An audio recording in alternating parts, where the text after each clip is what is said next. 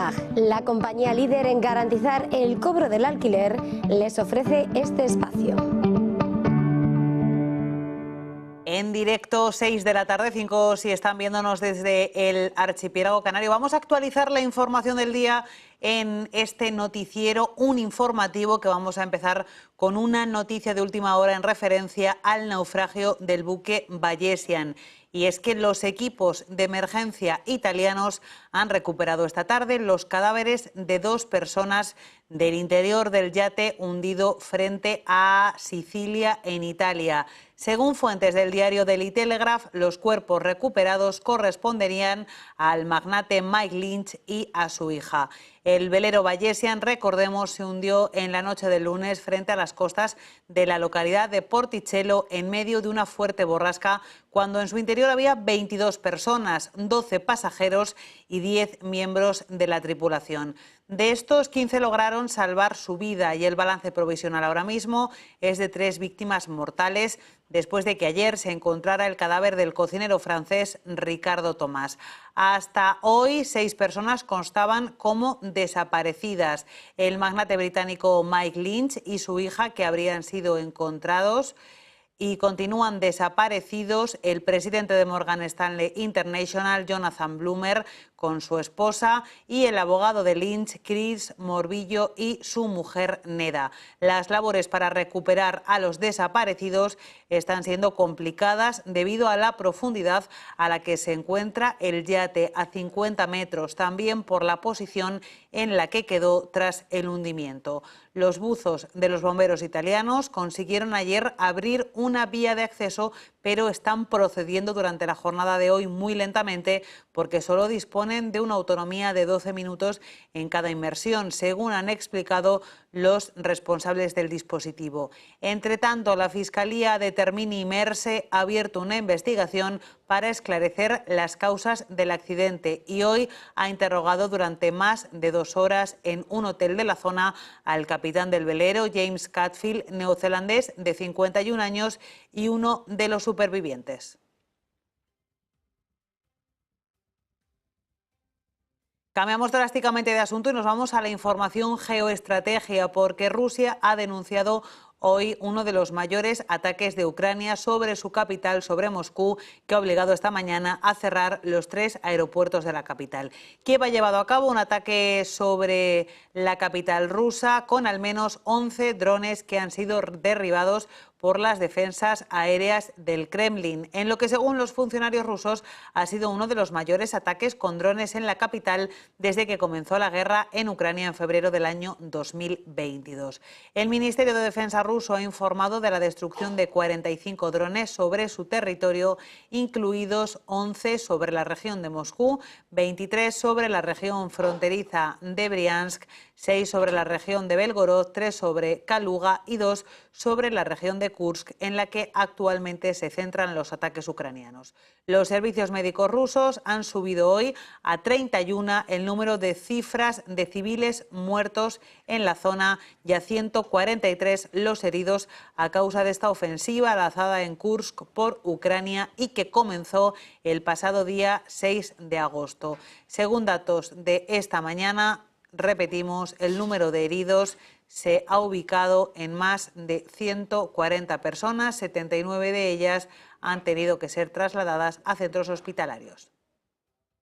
Según Kiev, en más de 2 semanas de combate, sus tropas han conseguido hacerse con el control de cerca de 93 localidades y de más de 1.200 kilómetros cuadrados en el territorio de esa región de Kursk. El presidente Volodymyr Zelensky ha declarado que uno de los objetivos de la ofensiva ucraniana, que obligó a evacuar a más de 122.000 personas en Rusia, es el de crear una zona tapón para impedir ataques contra territorio ucraniano desde zonas fronterizas rusas. La guerra ha entrado desde hace unas semanas en una nueva fase de ataques del ejército ucraniano, ataques que se han intensificado en campos, bosques y aldeas al este de Ucrania desde ese 6 de agosto, cuando el ejército ucraniano envió miles de soldados a la región occidental de Kursk en Rusia. Y empresarios rusos cercanos al presidente Vladimir Putin han acusado en las últimas horas a Estados Unidos de avivar el conflicto con Ucrania. Sergei Chenzov, director general de la compañía rusa Rostec, que suministra muchas de las armas para la guerra y aliado de Putin, ha dicho que cuanto más avive Occidente el conflicto de Ucrania, mayor será el riesgo de una guerra mundial. Chemedov ha afirmado que Estados Unidos está avivando ese conflicto al autorizar los ataques ucranianos contra Rusia.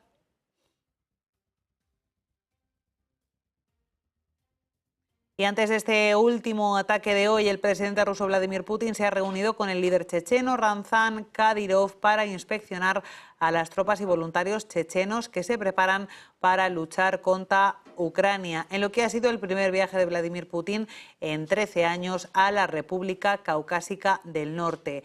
El viaje no anunciado previamente a este territorio de mayoría musulmana que forma parte de Rusia se produce mientras Moscú lucha para expulsar a las fuerzas ucranianas de su región de Kursk 2 semanas después de que atravesaran la frontera en lo que han catalogado como la mayor invasión de Rusia desde la Segunda Guerra Mundial.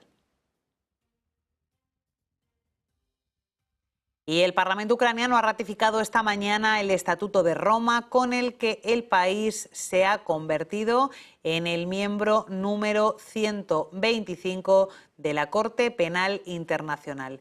Este ha sido un largo viaje lleno de desafíos, mitos y miedos. Ninguno de ellos ha demostrado ser cierto. Lo ha dicho el ministro de Asuntos Exteriores ucraniano, Dmytro Kuleba, en un breve comunicado en el que ha agradecido el liderazgo del presidente ucraniano Volodymyr Zelensky, también el esfuerzo de instituciones y diputados. Dice que con este paso Ucrania demuestra su compromiso inquebrantable con el fortalecimiento de la justicia internacional.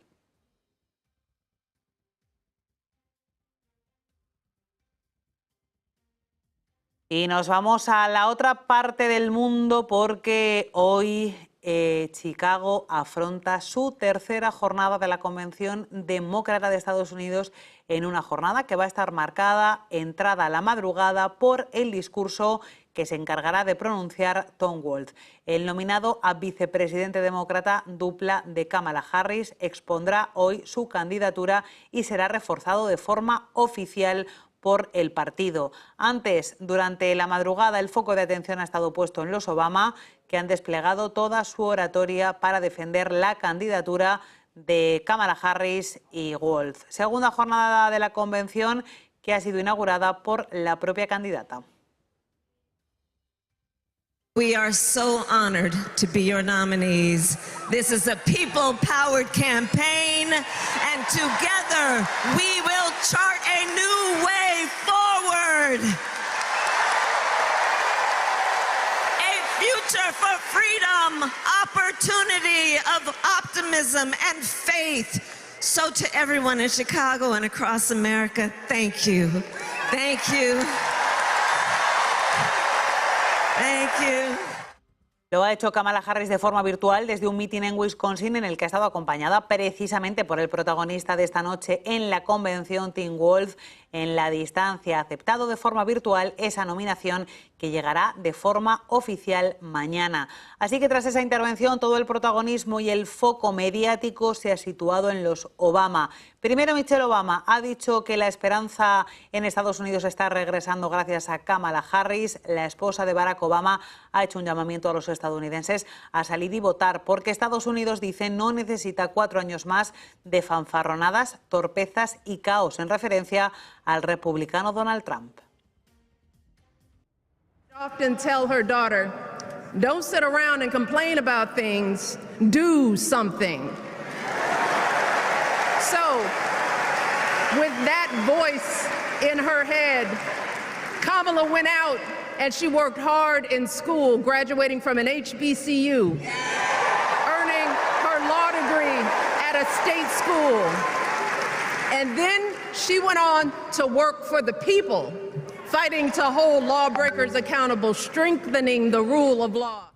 Como escuchábamos en el discurso de Michelle Obama, la ex primera dama de Estados Unidos hacía referencia al pasado migrante de la candidata de Kamala Harris y su familia. Decía que la propia historia de Harris es la de miles de estadounidenses que llegaron al país en busca de una vida mejor. Y después del grito de Yes, she can, el expresidente Barack Obama ha puesto todo su capital político y su capacidad oratoria al servicio de la actual vicepresidenta, prestándole el lema que le opó a él a la presidencia de los Estados Unidos.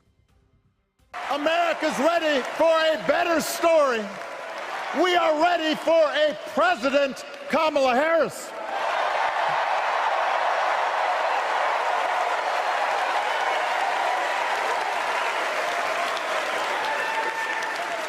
And Kamala Harris is ready for the job. This is a person who has spent her life fighting on behalf of people who need a voice and a champion. As you heard from Michelle, Kamala was not born into privilege. She had to work for what she's got. And she actually cares about what other people are going through. She's not the neighbor running the leaf blower, she's the neighbor rushing over to help when you need it. Por cierto, que en esta campaña, en esta contienda electoral en Estados Unidos, además de los demócratas y de los republicanos, hay un tercer candidato que es Robert F. Kennedy, candidato libertario que está considerando la posibilidad de abandonar la carrera electoral propia y sumarse en fuerzas al republicano Donald Trump. Según las últimas encuestas, el candidato libertario tendría actualmente el 5% de los apoyos. Y vamos a hablar ahora de relaciones internacionales y de geoestrategia, porque el jefe de la diplomacia estadounidense, Anthony Blinken, ha terminado hoy su gira por Oriente Próximo y lo ha hecho sin conseguir un alto el fuego en la Franja de Gaza. El secretario de Estado de Estados Unidos ha terminado en Qatar su gira sin llevarse bajo el brazo la tregua de paz en la que ha sido la 9ª visita del líder estadounidense en la zona en busca de un alto el fuego.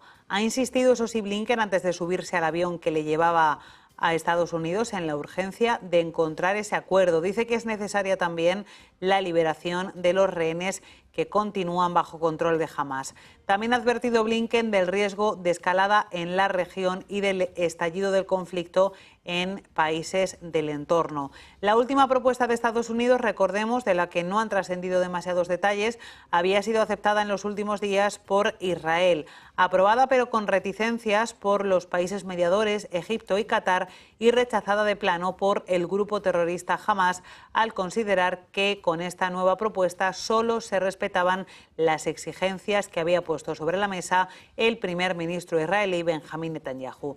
Los familiares de los rehenes habrían criticado la situación actual, considerando que el gobierno israelí no tiene intención de alcanzar actualmente un alto el fuego en Gaza.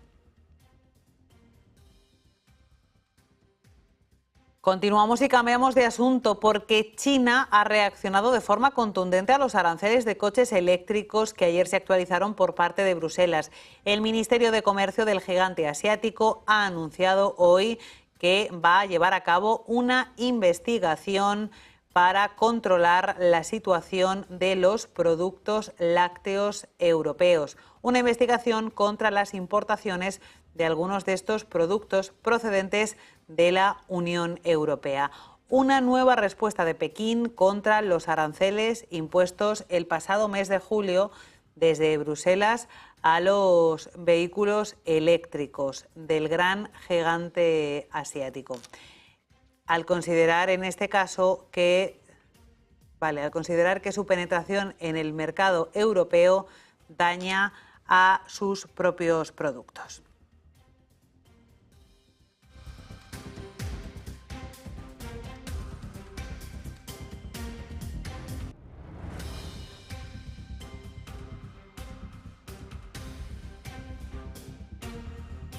Y en el mercado, jornada de cautela en las bolsas mundiales que están expectantes a los acontecimientos de las próximas horas y días. Esta noche será a las 8 hora peninsular española. Conoceremos las actas de la última reunión de la Reserva Federal, un documento del que no se espera muchas sorpresas después de que en la última reunión del Comité de Mercado Abierto la mayoría de miembros que forman parte de él estuvieran de acuerdo en que todavía no era el momento de bajar los tipos de interés. El otro foco de los inversores se sitúa ya en mañana porque será cuando dé comienzo a la cumbre informal de banqueros centrales de Jackson Hole.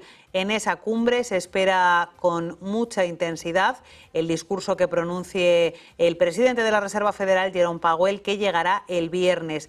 Discurso del que se espera que haya algún tipo de clave, algún tipo de pista sobre cuándo se producirán las bajadas de tipos de la FED que tanto espera el mercado. Bajadas de tipos que en este caso pueden ir impulsadas o pueden ir apoyadas por datos como el que hemos conocido hoy, datos en relación a la actualización de nóminas no agrícolas, un dato que tal y como estaba previsto se ha revisado a la baja un 0,5%, algo que apoyaría el recorte de tipos de interés. En este contexto también se esperaba que este dato pudiera afectar de alguna forma a la cotización del dólar, que se encuentra a la baja en los últimos días. Sin embargo, apenas ha tenido ningún tipo de impacto. Actualmente, el cruce del euro frente al dólar se cambia a 1,14 con un repunte del 0,14%. La libra frente al dólar cotiza en el nivel de 1,30, también experimentando subidas la moneda británica cercanas al 0,4%. Y en este contexto de compás de espera, los índices de Wall Street se mueven en el terreno mixto, con comportamiento muy estrecho y con niveles muy similares a los que despidieron ayer la sesión. Tenemos en tiempo real al S&P 500 cotizando con un mínimo 0,04% de subida en los 5.599 puntos, al Nasdaq que está avanzando un 0,05 y marca 17.825 puntos, y al Dow Jones de Industriales que cotiza con un recorte del 0,12% y que marca 40.784 puntos. Los índices europeos han despedido la sesión en positivo, pero lo han hecho con subidas bastante dispares. En el caso del IBEX 35, repunte al cierre de cotización del 0,24% por encima de los 11.100 puntos, partirá mañana de los 11.114. Y en el resto de índices subidas más intensas, del 0,7 para el MIPTER italiano y de medio punto porcentual para el CAC 40 de París y para el DAX alemán. Algo más renqueante se ha quedado hoy al cierre de sesión el FTSE 100, repunte del 0,12 y 8.283 puntos. El índice paneuropeo Stoxx 600 finalmente ha conseguido despedir la sesión con un repunte del 0,33% en los 513 puntos. Y si miramos también a otros mercados, observamos la cotización del euro, del oro, que vuelve a situarse en terreno de máximos históricos, aunque hoy está cotizando con un ligero recorte del 0,23% en los 2.544 puntos. Y nos vamos a ir ahora a un sector que en este caso es el de las compañías minoristas estadounidenses, porque han sido protagonistas de la sesión hoy, dos de las grandes compañías al presentar resultados. Hablamos de Macy's y de Target. En el caso de Macy's, sus cuentas han sorprendido negativamente al mercado con unas ventas por debajo de previsiones. Ha rebajado sus previsiones anuales y tras esto sus acciones están registrando una caída en tiempo real superior al 13%. Las ventas netas han caído en el segundo trimestre de su año fiscal un 3,8% hasta los 4.940 millones de dólares, algo por debajo de los 5.120 que se esperaban. Por su parte, las acciones de Target tienen un comportamiento completamente diferente, están subiendo, lo hacen con mucha intensidad, avanzan más de un 12% en tiempo real, después de presentar unas cuentas que en este caso sí han gustado a los inversores. Y es que esta compañía ha conseguido registrar una facturación de 25.500 millones de dólares, lo que supone un 2,7% más que en el mismo periodo del año pasado, superando las expectativas de 25.200 millones. Además del crecimiento, destaca esto frente a la caída del 4% en las ventas del primer trimestre.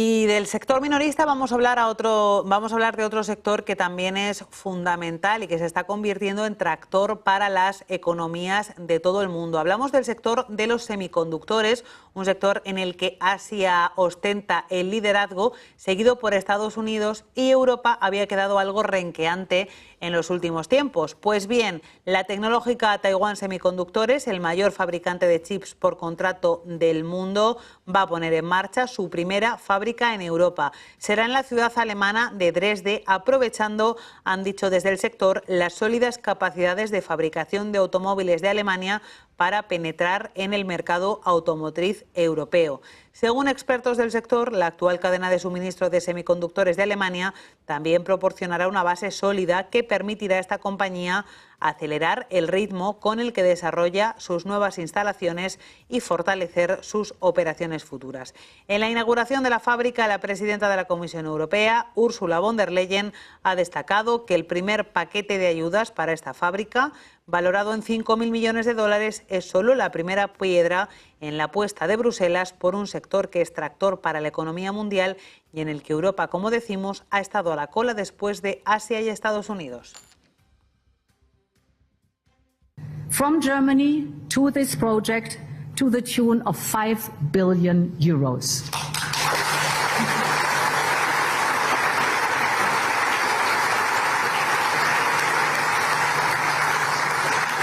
And indeed, since we launched the European Chips Act, it has already attracted commitments of public and private investments in the order of 115 billion euros. So this is a true investment revolution for Europe's chip sector. And this is just the beginning. Boosting our industrial competitiveness is a central pillar of the new 5-year program of the European Commission that I put forward in July.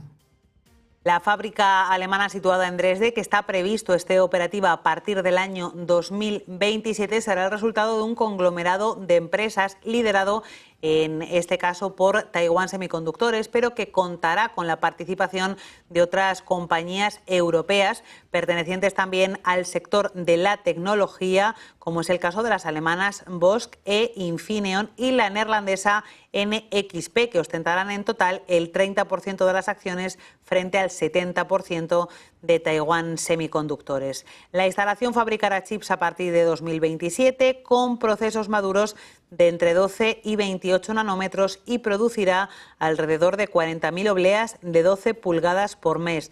Los semiconductores fabricados con procesos maduros son los más empleados por la industria automotriz, mientras que los chips elaborados con procesos avanzados de entre 3 y 7 nanómetros son los más comunes en dispositivos de alta tecnología como móviles, ordenadores y centros de datos. Y nos vamos ahora hasta Venezuela, porque la situación de inestabilidad continúa en el país y mientras esta situación en las calles continúa activa, el Sindicato Nacional de Periodistas del país ha denunciado el secuestro de una periodista. En este caso hablamos de Ana Carolina Guaita, del medio digital La Patilla. El sindicato de prensa habría exigido su liberación y ha denunciado la persecución que sufre la prensa tras las elecciones. Aseguran que desde el día 28 de julio han sido detenidos varios periodistas y varios de ellos continúan todavía entre rejas. La crisis en Venezuela, surgida por el rechazo popular a los resultados presentados por el Consejo Nacional Electoral, afín al régimen chavista, ha generado una respuesta violenta de las fuerzas de seguridad y una ola de arrestos que hasta el pasado sábado ya dejaban más de 2.000 detenidos, según los datos del Ejecutivo de Maduro, además de 25 muertos. El gobierno de Estados Unidos ha lamentado que más de 3 semanas después de las elecciones presidenciales en Venezuela sigan sin publicarse las actas que acreditan los resultados y ha advertido de que exigirá responsabilidades a quienes faciliten el fraude. Dice que la voluntad del pueblo, Estados Unidos dice que la voluntad del pueblo venezolano debe ser respetada.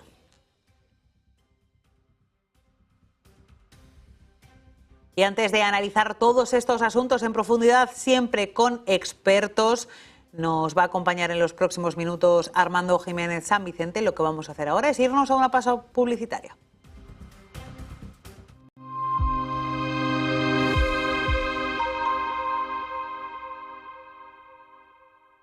Instituto Beatriz Galindo La Latina. Inteligencia y seguridad en el nuevo orden mundial. Burgos, del 30 al 1 de septiembre. Los mejores ponentes. 3 días de directos online. Certificado incluido.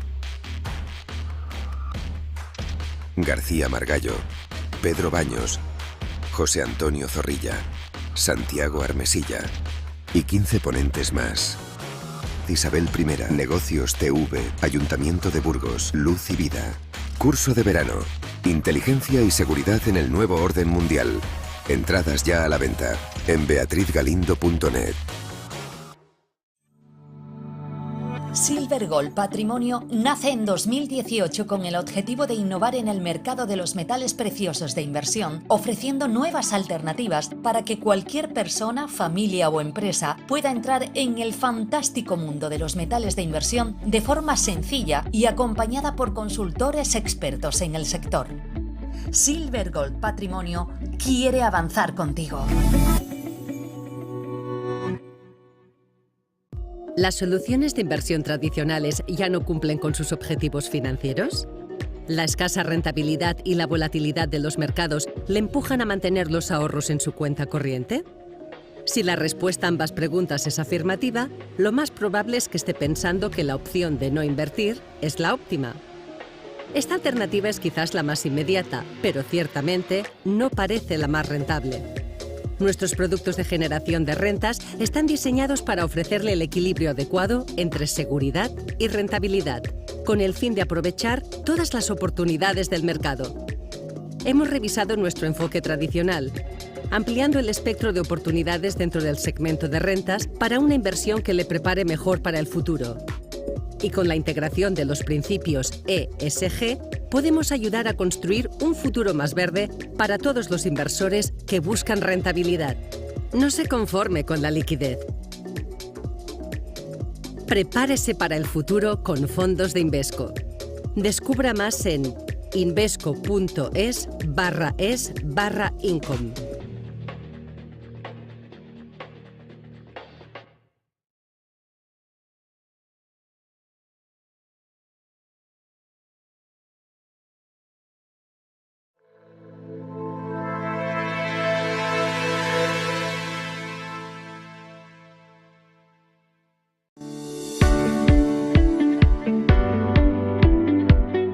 Cuando hablamos de deuda, a menudo no tenemos muy claro de qué estamos hablando, y es que existen distintos tipos de deuda. La deuda soberana es aquella que emiten los gobiernos en forma de bonos y que nosotros conocemos como renta fija. Es cuando el gobierno pide a inversores que presten su dinero para distintas funciones. Bueno, quiero hacer una carretera y no tengo suficiente dinero, lo que hago es emitir deuda y solicito que haya inversores que me presten ese dinero. Lógicamente, ese dinero se presta en un plazo determinado y ese plazo, una vez que llega a vencimiento, se reciben unos intereses. Exactamente igual que cuando nosotros pedimos un préstamo. Pero es que existe también un mercado secundario de la deuda donde las empresas emiten estos bonos, pero corporativos, y hacen un tipo de deuda muy distinta. Lógicamente, no tiene el mismo rating crediticio, no tiene la misma solvencia que un bono soberano, pero el bono corporativo es una manera de capitalizarnos con un riesgo más alto dentro de este segundo mercado, también muy importante.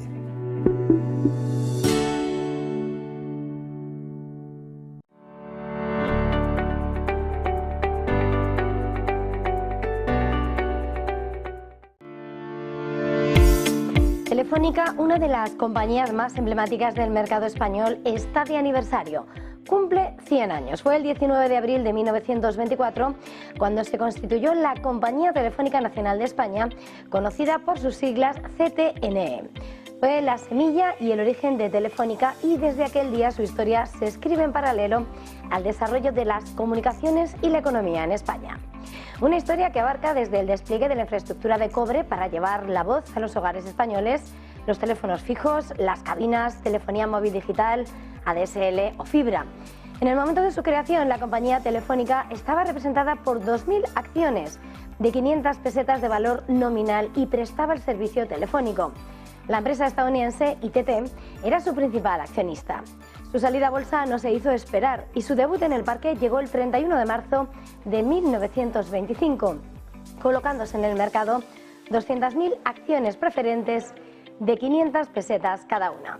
La Telefónica crecía al tiempo que la experiencia inversora de los españoles se iba desarrollando y sus acciones llegaron a traspasar el parque hasta tomar un nombre propio en el imaginario colectivo, las conocidas como Matildes, por una campaña publicitaria de éxito protagonizada por José Luis López Vázquez. Apenas 20 años de su debut bursátil después, de 1945, el Estado español decidió entrar en su accionariado y tomó el 79,6% de las acciones. Y para 1960, la compañía Telefónica ya se había convertido en la primera empresa de España con 100.000 accionistas y 32.000 empleados. La compañía se hacía grande en tamaño, mientras desplegaba los cables telefónicos y desarrollaba la tecnología. En 1967 tuvo lugar el inicio de las comunicaciones por satélite. En 1971, la puesta en servicio de la primera red especial de transmisión de datos de Europa. Y en 1978 instaló el teléfono número 10 millones. Avanzando en el tiempo y en el marco de su internacionalización, en 1985 los títulos de la compañía empezaron a cotizar en las bolsas de París, Frankfurt, Londres y Tokio. En 1987 daba el salto a Wall Street y comenzaba a cotizar en la bolsa de Nueva York. En los años 90 cambió su nombre por Telefónica S.A. y creó una filial llamada Telefónica de España que absorbió sus operaciones y actividades en España. Posteriormente adquirió la parte de Telefónica Internacional que no poseía y se fusionó con esta. Los años 90 supusieron además cambios internos importantes, con una privatización parcial de Telefónica en 1995 y completa en 1999. Hoy hablar de Telefónica es hablar de un verdadero gigante, una multinacional de telecomunicaciones con sede central en Madrid. Su presidente, José María Álvarez Pallete, ensalza el camino recorrido por Telefónica y asegura que ha llegado a sus 100 años porque ha sabido transformarse, anticipándose siempre a su tiempo y con una misión clara, la de dar servicio y ser de utilidad a la sociedad. Telefónica se anticipó en la banda ancha y supo ver la llegada del móvil, la confluencia entre las telecomunicaciones y el entretenimiento y la importancia crítica de los servicios digitales. Ahora, inmersa en su centenario, Telefónica asiste a un cambio de era y asegura estar preparada para liderar las redes digitales del futuro.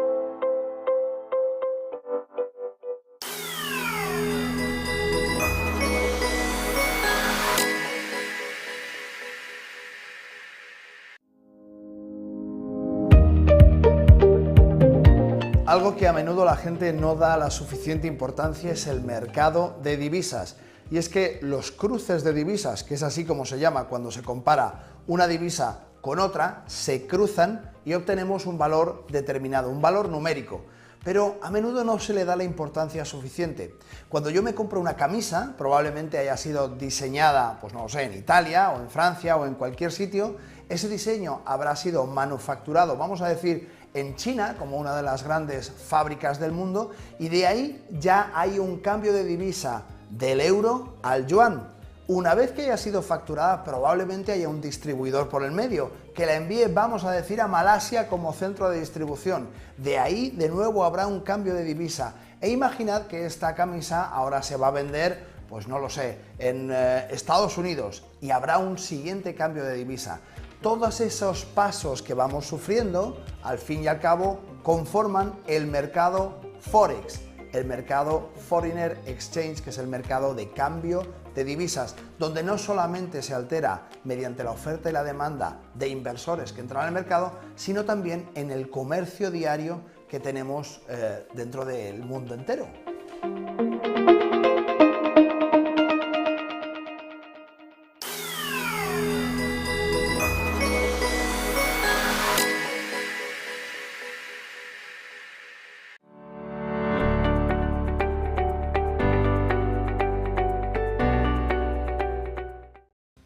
En directo, 6:34 minutos, 5:34 si nos están viendo desde el archipiélago canario. Vamos a actualizar esa información de última hora que les hemos contado hace unos minutos, y es que los buzos encargados del rescate de las personas desaparecidas en el velero Bayesian habrían recuperado en las últimas horas los cadáveres de 2 de las personas que iban en ese barco y que permanecían desaparecidas. Según las últimas informaciones, los cuerpos que se han conseguido recuperar serían los del magnate británico Mike Lynch, fundador de las empresas informáticas Autonomy y del grupo de ciberseguridad Darktrace, y de su hija. Los buzos llevan días trabajando sin descanso en la búsqueda de los desaparecidos. Uno de los que continúan todavía sin haber sido encontrados es el presidente del banco de inversiones Morgan Stanley International, Jonathan Bloomer, que permanece desaparecido también junto a su esposa. Otras 2 personas permanecerían desaparecidas y una tercera persona sí que ha sido hallada. En este caso sería el cocinero del barco.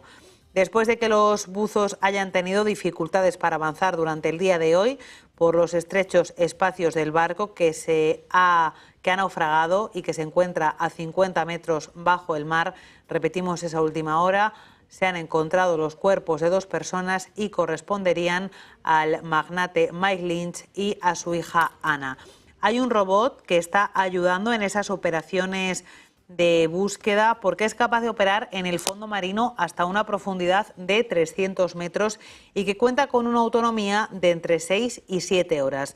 El vehículo desplegado por la Guardia Costera está equipado con tecnología avanzada que le permite investigar el fondo marino y grabar vídeos e imágenes detalladas con el objetivo de proporcionar elementos útiles y precisos que permitan reconstruir la dinámica del accidente para que la Fiscalía que está llevando a cabo la investigación tenga la mayor cantidad de datos posibles. Los buzos que habían participado en la búsqueda del Costa Concordia, el crucero que se hundió en la noche del 13 al 14 de enero del año 2012, también se han unido a las actividades de búsqueda de las personas desaparecidas. Se quiere intensificar el buceo y se quiere llegar lo antes posible a la zona de camarotes que se encuentra en la parte más baja del casco y de donde han sido recuperados los cadáveres de las 2 personas encontradas esta tarde. Había un total de 22 personas al borde del Bayesian, de las cuales 15 han podido ser rescatadas, entre ellas la esposa del magnate Mike Lynch, Ángela Bacares, que también es la propietaria de la empresa de la isla de Man, propietaria del barco. Otra de las víctimas cuya identidad se conoce es la del cocinero del barco, como decíamos, Ricardo Tomás, y Mike Lynch y su hija Anna serían los que se habrían encontrado. Continúan desaparecidos el abogado del bufete Clifford Chance, Chris Morvillo, su esposa Nada, y el presidente del barco Morgan Stanley International, Jonathan Bloomer, amigo íntimo de Lynch, que había viajado junto a su esposa. Vamos a seguir muy pendientes de la última hora en torno a esta noticia y se la ofreceremos aquí en directo en Negocios Televisión. Y ahora nos toca analizar la actualidad internacional en profundidad. Lo vamos a hacer en los próximos minutos con Armando Jiménez San Vicente, profesor de América Latina en la Universidad Francisco de Vitoria, grado de Relaciones Internacionales. Armando, muy buenas tardes y bienvenido.